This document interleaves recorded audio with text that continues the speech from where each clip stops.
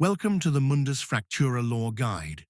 This week on Lore Guide, we will take a look at an enigma of culture and the far fringes of what most would consider to be a civilized society.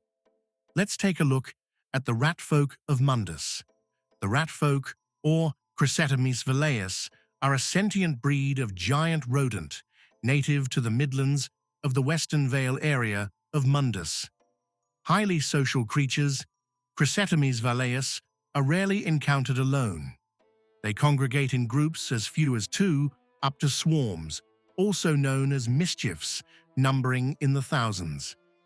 The oldest rat folk have been noted to have lifespans up to 14 years, though 10 years is more typical. Females are slightly larger than the males, and both have an astounding rate of growth, reaching a full size of about 1 meter, or approximately 3 feet, by the end of their first year. They reach sexual maturity long before that, at about 6 months.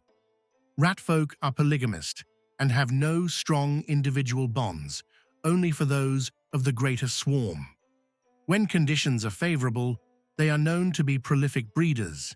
Females have been said to be capable of producing up to 10 litters yearly, with gestation periods from 27 to 36 days, birthing a typical litter of 1 to 5 young.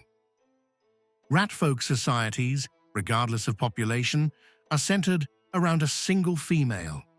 This matriarch is typically the largest and smartest in a given population. Through some strange hormonal change, a matriarch who has effectively secured her rule will double in size. Some reports note increases of up to quadruple the size of a typical rat folk. Once established, a matriarch will rule the mischief for life with absolute authority. These reigns last from 1 to 6 years, a reign that, as you will shortly see, depends heavily on the swarm's size. Rat folk society, how it interacts both internally and with the outside world, is directly related to the swarm's population. Small swarms are known to be clean, organized, and friendly with non-rat folk. They practice rudimentary farming, trapping, and even have an interest in art in the form of crude drawings and totems. There are many recorded instances of trade and basic diplomacy with colonies. From these friendly encounters, rat folk are known to have a great love of some, but not all, perfumes and incense. They are not known to practice mining, smelting, or forging, but have a fascination with all things metal.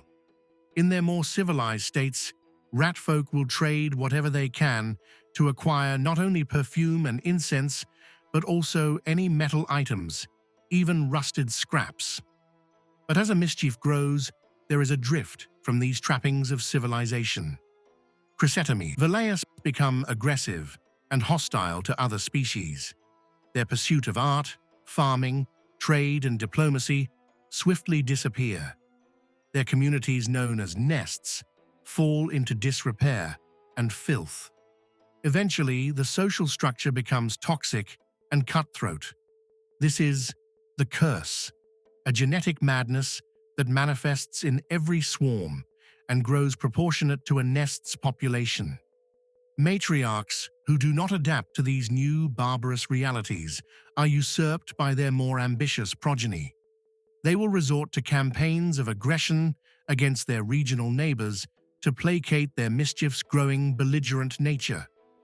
When they have no external target for their collective ire in times of famine or instances of extreme population size, the most pitiless and ambitious matriarchs will resort to cannibalistic cults in order to maintain power and a semblance of order.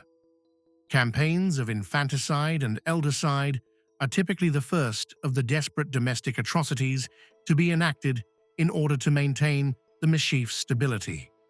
These events frequently lead to what is commonly referred to by scholars as doom spirals. They will stabilize the nest for a time, but within short order, the original issues of overpopulation and systemic chaotic societal rage will return. These loops of madness and homicide eat away at the mischief, and almost invariably result in a singular event, a bloody frenzy of infighting and murderous annihilation. These instances are terrifying orgies of death and colony-wide madness resulting in total domestic genocide. But from these moments of chaos, there are always a few survivors. Those who awaken from their psychosis days after the horrible climax, covered in the blood of the colony that was. With their numbers again at a minimum and the collective psychic rage abated, they take what little of value that they can carry, setting out for new lands, to find more of their kind, to start again, with the promise that it will never happen again, but it always does. That is all for this time. I hope you have enjoyed this episode. Stay tuned for future lore guide shorts, and thank you for listening. Goodbye for now.